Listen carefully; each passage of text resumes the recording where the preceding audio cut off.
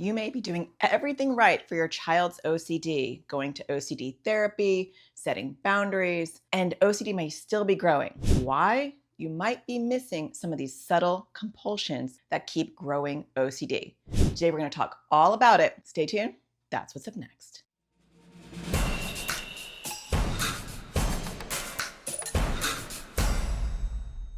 Hi, my name is Natasha Daniels. If you're new to my channel, welcome. I am an anxiety and OCD child therapist and I make videos for parents who are raising kids with anxiety and OCD. So what are those subtle compulsions that you may be missing? First, I want to explain what a compulsion is. A compulsion is something that a child with OCD needs to do to find that brief relief. OCD is about an intrusive thought or feeling, and then the compulsion, which can be mental or physical, that gives them the brief relief from the anxiety or the discomfort that OCD causes. So what are some of those subtle ones? Compulsions are not just hand washing and lining things up and organizing. That's the stereotype. Some people have it, but there are a lot of subtle compulsions that if we miss this as parents or we don't educate our kids about it, OCD will grow right under our feet without even knowing it.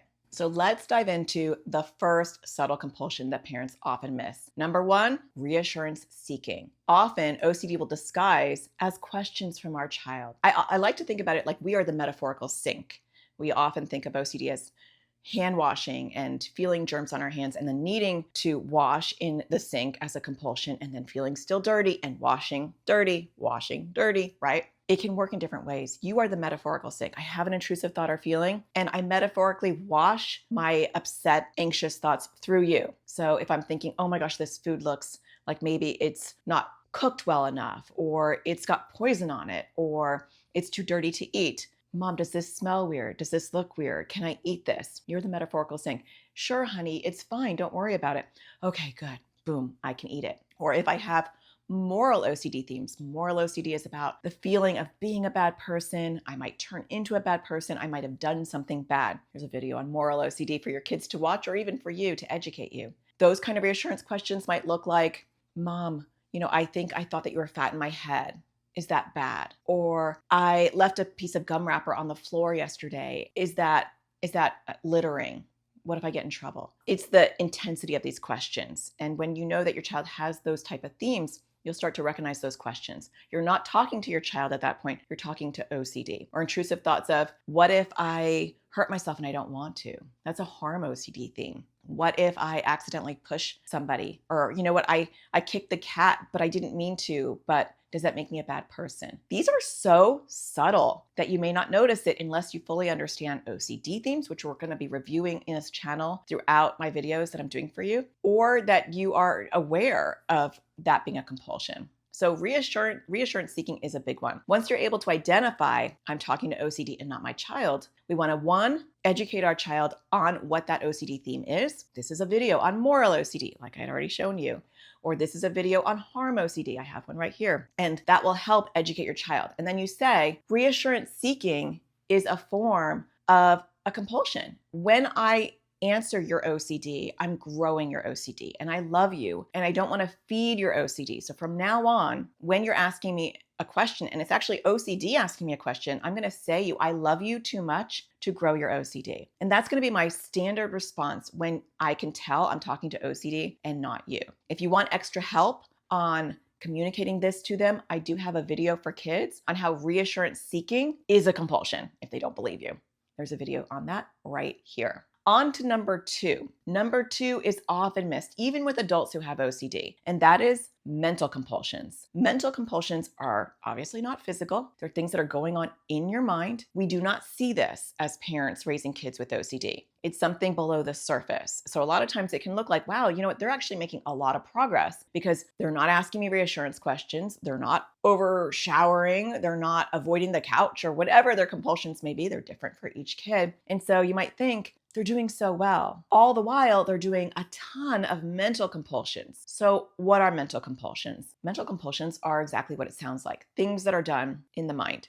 And they can be a lot of different things. You could do mental checking, where you are mentally checking your words, your actions, or even physical things in your environment. You could be neutralizing. You might have an intrusive thought, and OCD says, oof, that was a bad thought. You need to have this thought in order to neutralize this thought. And so they're compulsively neutralizing in their head, bad thought, I need to have this thought. Sometimes that leads into compulsive praying if they have moral OCD. Bad thought, as long as I have a bad thought, I have to neutralize it with a prayer. And so we're not praying to God, we're praying to OCD in those moments. You can have rumination where you're reviewing issues, you're going back in time and looking at things. You can have certain phrases and things you have to say in your mind. There are numbers that you can do and math equations you can do. If you're doing it to reduce the discomfort caused by an intrusive thought or feeling, then it's most likely a compulsion. And so those mental compulsions can get missed a lot. Another really common mental compulsion that kids do is arguing with OCD. We might think that's a good thing because in anxiety, as a therapist, we train people to reframe their cognitive distortions, argue with anxiety and talk about how that may not be true or how they can overcome it. With OCD, that can actually be a compulsion. So if I have an intrusive thought that says, you might want to harm your dog, I think you kicked that dog on purpose. That's a common harm OCD thought. Then I might debate and argue with OCD and say, I'm not going to kick. I love my dog. I wouldn't do that. And OCD's like, are you sure? I think your foot just hit your dog. That's kind of like a kick. Was that a kick? I don't know. I don't think so. I've never hurt my dog. Are you sure? Remember that one time that you opened the door really hard and it hit your dog's face by accident? Are you sure it was an accident? I don't think so. What am I doing right now? I'm mentally arguing with OCD. I'm getting hooked in. And that is unfortunately a mental compulsion.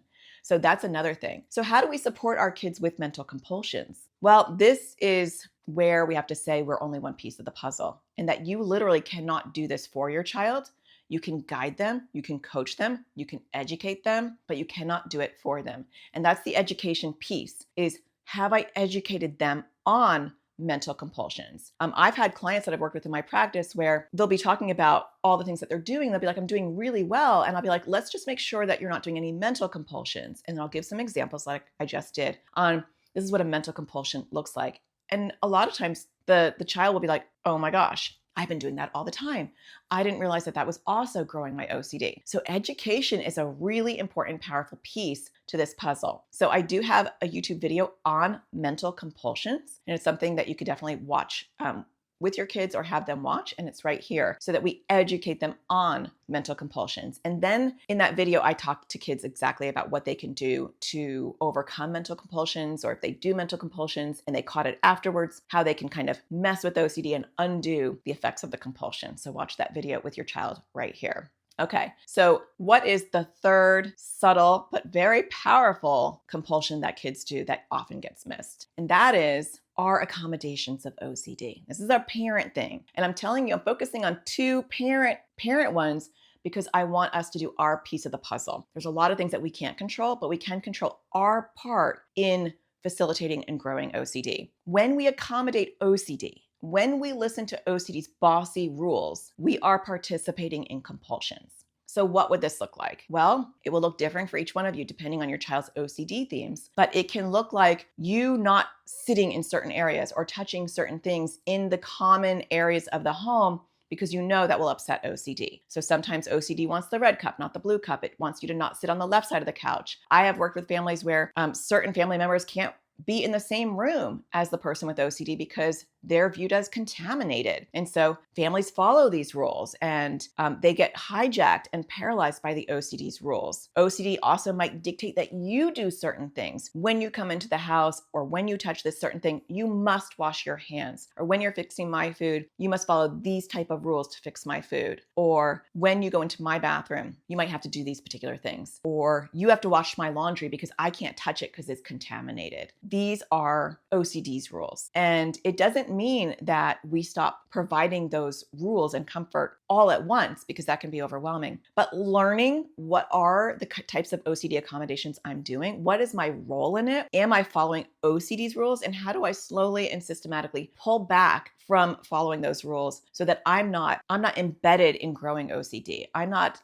implicit in growing the neural pathways that are growing my child's OCD. And in videos in the upcoming weeks, I will be making videos on how do you systematically pull back those accommodations one small step at a time. So I know that this is so hard. It is so hard not to provide that reassurance. It is so hard not to provide those accommodations. And it's so hard to see your child maybe doing mental compulsions, whether they're spacing out or they look like they are somewhere else and that they're doing something or they seem distressed, and to feel powerless. And so I want to just validate the struggle. I understand it's so hard to pull back our role in OCD and also to acknowledge that there's a piece that we can't really control when our kids are doing mental compulsions. So definitely show your kids. Two very helpful videos would be the reassurance video on how seeking reassurance is an OCD compulsion and help them see that through this video that's talking directly to them. And also teaching them about mental compulsions. Teaching them about mental compulsions with this video is super important. So I hope those two videos help you. I would